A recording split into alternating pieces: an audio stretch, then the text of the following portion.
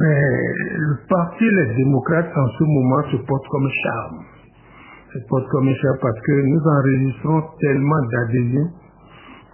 d'adhésions, pendant que sous d'autres contrées, sous les tropiques, ça se vide. Nous en enregistrons beaucoup.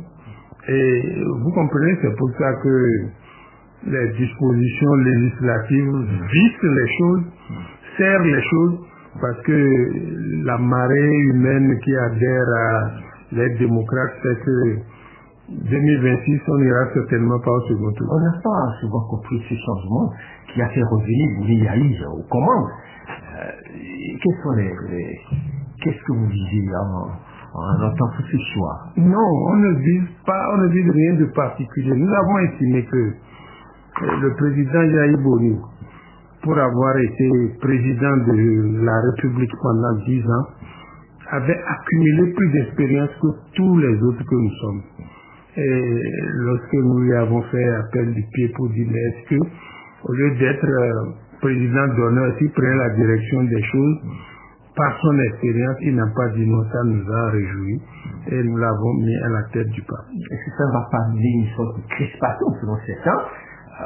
Ce combat Bouni Yahya Patrice Talon qu'on a souvent dénoncé va encore se retrouver avec beaucoup plus d'envergure.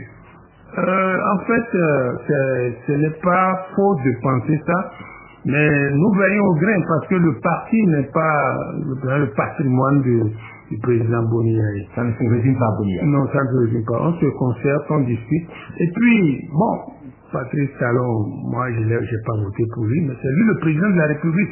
Il faut qu'on trouve des passerelles pour parler avec lui. Qu'on l'aime, qu'on ne l'aime pas, c'est lui qui tient le pouvoir. On est obligé de trouver des passerelles pour parler avec lui. Je crois que le président Yahya Boni est dans cette dynamique. Parlons du nouveau code électoral qui a été voté. Tout à l'heure, vous avez dit qu'on est en train de donner un coup de vis pour empêcher le parti de s'éclore. Qu'est-ce que vous reprochez concrètement à ce nouveau code? Le code, c'est un code tordu. C'est un code qu'on ne devait pas montrer sur la place publique. Parce que c'est du n'importe quoi. Mais je vais me résumer à vous dire ce que est mouvance et opposition, la mouvance servile et l'opposition, on reproche à ce code. Le code dit qu'il faut avoir au moins 20% dans toutes les circonscriptions électorales. 24 circonscriptions. 24 circonscriptions. Et on n'a pas prévu de porte de sortie au cas où aucune des listes en compétition n'aurait eu les 24 circonscriptions. Bon, on nous a dit que la Cour va aviser. Vous connaissez, vous connaissez la Cour. Il n'y aura pas un vide juridique de la Cour. Oui, mais c'est pas ça. L'idéal, c'est qu'on ait un texte qui permette à la vie politique de tourner normalement. Bon, la Cour, c'est la Cour du régime, c'est la Cour de la rupture. Elle dira ce qu'on va lui dire de dire. Vous avez vu le code truffé d'irrégularités, de contradictions. Mais le célèbre professeur Dorothée Sosa, que j'admire pour cette capacité intellectuelle, malheureusement, il a sombré dans cette affaire. C'est vous dire que les intellectuels devraient s'éloigner un peu de la politique. Mais la Cour dira ce qu'on va lui dire de dire. Oh, j'apprends dans les coulisses, on va prolonger le mandat de la législature en place pour trouver des formes. Moi, je suis parti à l'Assemblée pour 3 ans. Je ne suis pas parti pour une éternité. Donc, moi, je crois que on doit pouvoir respecter les textes que nous nous sommes donnés.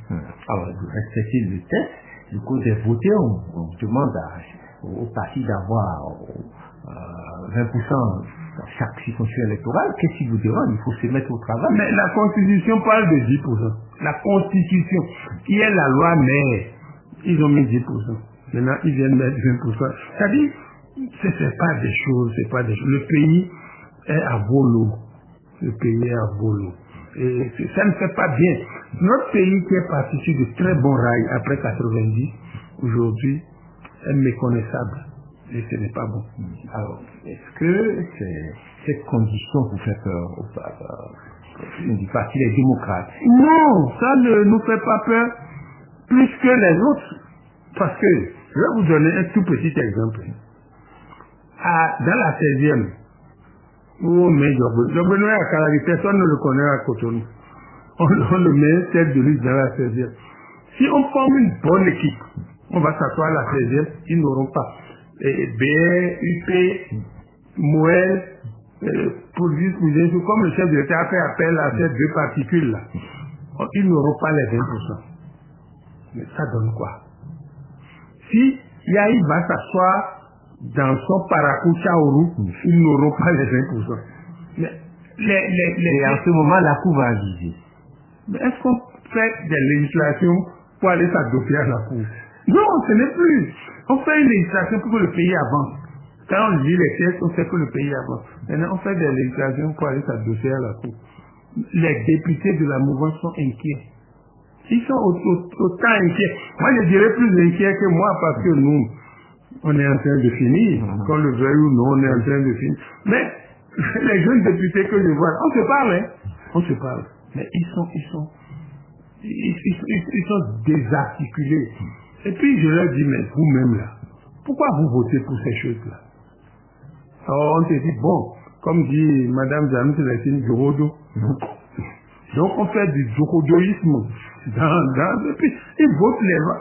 J'ai entendu un député dire, quand on a envoyé les fonctionnaires à la retraite après 20 ans, il tient la tête, il dit, oh, si on savait que c'est l'usage qu'on allait en faire, on n'allait pas voter. Alors voilà, on vote des choses et puis après l'application vous suit pas. Non.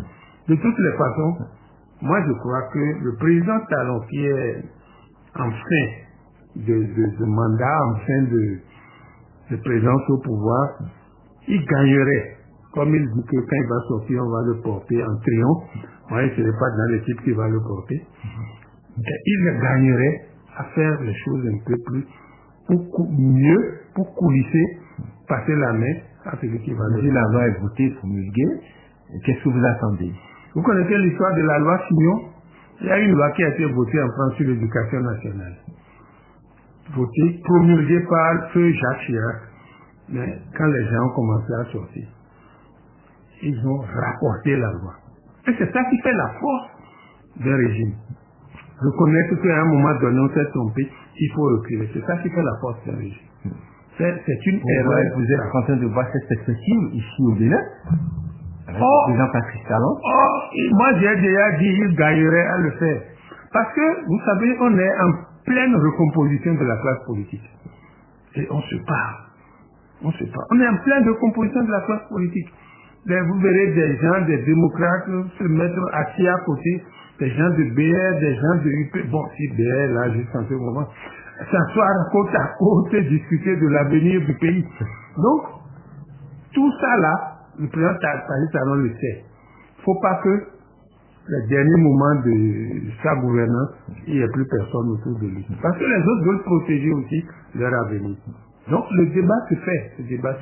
Et moi, je dis, il ne faut plus regarder l'ego, il faut voir ce qui arrange le pays. L'Église catholique a conduit une initiative dans ce sens, où il est demandé quand même de revoir la loi. Vous pensez que ça pourrait avoir un aboutissement?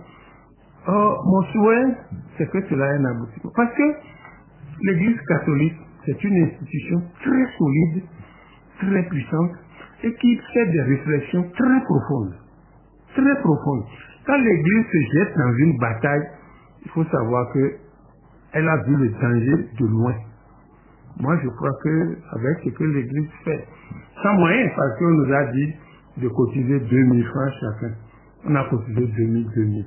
C'est pas des gens qui veulent de l'argent, c'est pas pour l'argent qu'ils le font. Mais je crois que le chef de l'État a intérêt à écouter. Et puis le peuple, quand vous avez vu, on ne vous a pas vendu le pays. Vous devez être à l'écoute de votre peuple. Au lieu d'être à l'écoute de Macron, vous devez être à l'écoute. Monsieur honorable Arossi, vous avez dit que en étant à la tête, il faut être à l'écoute du peuple.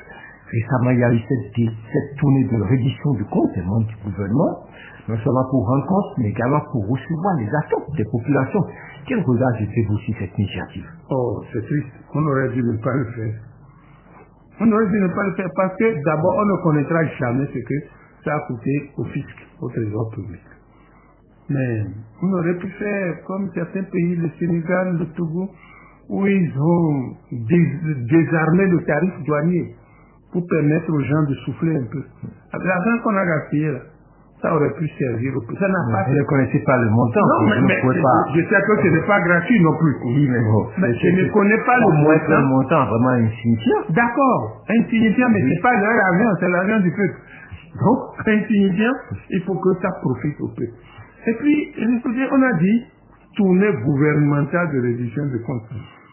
Mais Atimé, par exemple, c'est le député qui a le plus parlé et qui a menti grossièrement. Qu'on a construit des ponts ici. Bon, moi, j'étais au village depuis hier. Je suis allé chercher les endroits du pont. Les gens m'ont dit qu'il n'y a jamais eu de pont. On dit ces choses. Et puis, il paraît qu'à Koma ici, on a présenté quelqu'un comme la Banque mondiale. Bon, est-ce que si c'est pour aller dire ça aux gens, j'ai écouté le ministre de la Justice alors. Les gens qui passent leur vie entre Godibé et Godomera, il ne faut pas qu'ils aillent décrire les choses qui se passent à l'international. On dit qu'on a construit un hôpital à Calavi équipé de matériel qui n'existe nulle part au monde. Alors, pour quelqu'un qui a été à l'école, il devrait s'abstenir de descendre si bas. Il est descendu dans un caniveau. Parce que on ne peut pas créer une usine pour fabriquer du matériel pour abomber Calavi et puis fermer l'usine après. Et puis, quelqu'un qui va dire que les coqs et les poules ont mangé le maïs. Non, cette tournée, elle est négative. Quand même, c'est d'avoir les attentes des populations pour mieux orienter l'action gouvernementale. Ce n'est pas, quand on a 10 ans fait, c'est pas quand il reste moins de 2 ans qu'on va recueillir l'attente des populations. C'était, comme le disait Feu Tévoisier, c'était pour se donner du souffle et reprendre la même mise sur les populations. Mais ils ont eu très chaud. Moi, je salue un sécu à Lokossa qui n'y est pas allé du dos de la cuillère. Il semble même qu'on lui a interdit la parole. Et que les autres sécu qui ont dit il faut qu'il parle, sinon personne ne parle. On l'a conduit quelque part pour lui dire ce qu'il va dire. Il dit je ne dis pas, si c'est ça je ne parle pas. Mais on ne peut pas. C'est une position minoritaire. Non, par rapport à toute la tournée. La minorité a sa place dans la société. Dans toutes les sociétés, il faut tenir compte des minorités. Donc moi je crois qu'ils auraient dû ne pas faire cette tournée. Ils auraient dû. Parce que ça a été un fiasco presque partout. Rué dans le Koufo, rué à Kome, rué à Lokossa. Qu'est-ce qui est resté? Moi, à leur place. Après, tournée gouvernementale, ceux qui ne sont pas du gouvernement, qui ont suivi ça, ils ont fait un mauvais casting. Voilà. Alors, allons faire un tour à l'Assemblée nationale où vous êtes président. Comment se passe la cohabitation? Comment vous vous retrouvez dans vos prérogatives? L'Assemblée est un peu comme l'appendice du gouvernement. L'appendice où tout ce qu'on doit faire, il faut que les consignes viennent du gouvernement. C'est ça qui est triste parce que le pays a besoin d'institutions fortes. Le pays a besoin. Nous allons partir. Nous avons le président de l'Assemblée qui est là actuellement. Il est de ma génération, on a presque le même âge. Il va partir. Mais qu'est-ce que nous allons laisser à nos enfants? L'obéissance servile au pouvoir exécutif? Non. Ça ne fait pas évoluer un pays. C'est ça qui débouche sur les coups d'État militaires. Comme l'a dit Agbenossi, après avoir profité longuement du régime de Talon, aujourd'hui je trouve que Talon fait des coups d'État constitutionnels. Ça me fait rire des intellectuels de ce genre. Mais on doit construire pour l'avenir. Récemment, le Parti des démocrates a engagé avec Nicéphore Soglo une action dans le cadre de la résolution de la crise avec le Niger. L'ancien président boliviani Nicéphore Soglo ensemble à Niamey. Ça a été une bonne initiative. Oui, d'abord je voudrais dire que ce n'est pas les démocrates qui ont organisé ça, c'est les deux anciens présidents. Mais je trouve que l'initiative est bonne. Pour avoir travaillé à la douane de Malambine, je sais le traumatisme que la fermeture des frontières cause à nos frères et sœurs du Nord. C'est pas bon. Il faut qu'on règle ça. Or, on me dit que le chef de l'État avait voulu appliquer les décisions de la CEDEAO. J'en doute. La CEDEAO ne pouvait pas dire de fermer les frontières, d'aller en guerre. Mais il y a eu coup d'État au Mali, non, on a fermé les frontières. Il y a un coup d'État au Burkina, on a fermé les frontières. Je crois que le problème du Niger, il y a des révélations qui nous reviendront un jour, on comprendra. Parce que la CEDEAO ne peut pas se mettre dans cette logique. J'ai cherché le texte fondateur, le traité fondateur de la CEDEAO, je n'ai vu ça nulle part. Et mieux, la CEDEAO a été initiée par deux chefs d'État putschistes, général Gouron et général Eyadema. C'est eux qui ont initié la CEDEAO. Mais ils ne pouvaient pas initier ça et mettre dedans qu'il faut prendre des mesures contre les putschistes. Donc moi je crois que la France nous a manipulés et on est tombé dedans. Aujourd'hui, ça nous retombe dessus. Et je souhaite que, j'ai senti que le président Talon même commençait à être peiné de la situation. Et ça me réjouit. Je souhaite qu'on trouve une formule. Parce que les autres disent, on a chassé les militaires français. Nous on les a pris. Ils sont à Cali, hein. Non, bien sûr. On aura dans le gouvernement qui n'a pas de base. Mais c'est ce que le gouvernement vous a dit. Moi, je ne dis pas de ce base. Il serait difficile de très facile. On envoie une nouvelle. Les gens sont basés à Lebousso. Mais on a envoyé. Peut-être des instructeurs. Oui, mais si on envoie plus de 300 instructeurs pour former 200 militaires, je trouve que c'est formidable. On n'a pas d'éléments pour pouvoir. Non.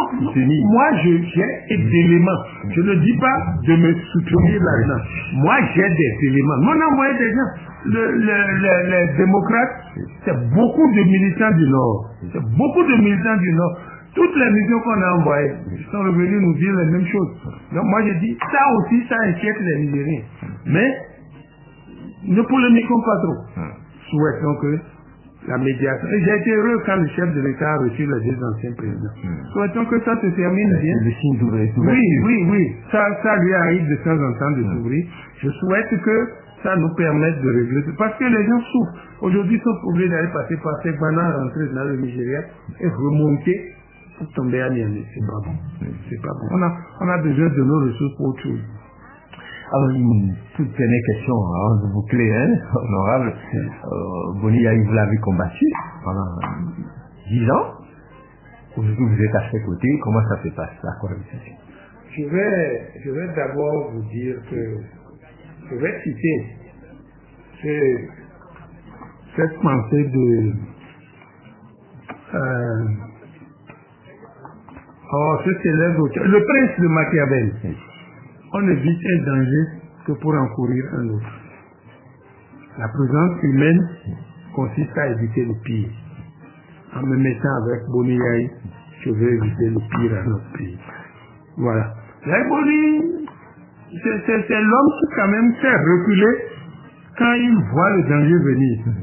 Mais nous n'assistons pas à ça. Donc, il avait des qualités.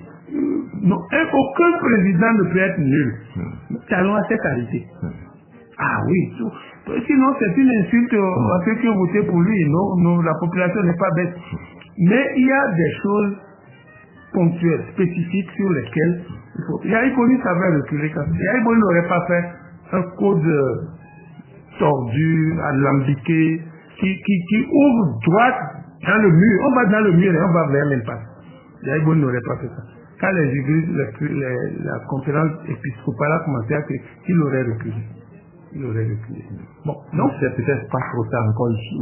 Non, je crois que le chef de l'État finira par se dire, il y a trop de plaintes, il faut revoir ça. Je pense. Qu'on ne le revoit pas, avant qu'il ne se sent pas menacé. Non, pas du tout. Mais, pour le pays, je pense qu'il faut qu'on revoie. Alors, nous sommes à la fin de cet échange. Un mot pour conclure. Je voudrais demander aux populations d'ouvrir les yeux, de regarder dans le bon sens. Je ne vais pas faire campagne pour elle. Mais quand ouvrir les yeux, regarder la route qui mène droit vers la présidentielle en 2026. Et l'emprunter. Parce qu'il faut qu'on change de paradigme.